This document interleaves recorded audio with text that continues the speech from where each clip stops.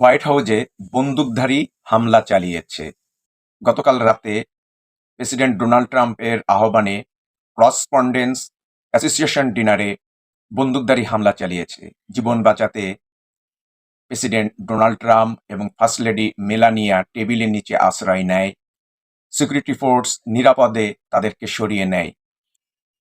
এ যাত্রা থেকে Donald Trump বেঁচে গেছে। অতীতে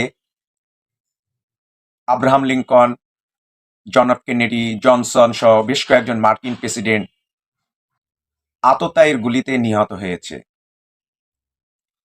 হোয়াইট হাউস কি এখন নিরাপদ থাকলো? শুটার ঢুকে গেছে হোয়াইট হাউজে।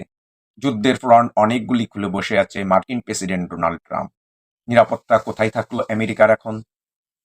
আপনারাই বলুন। সবাইকে অসংখ্য ধন্যবাদ। আমাদের YouTube channel counter image subscribe করে পাশে থাকুন। আসসালামু আলাইকুম।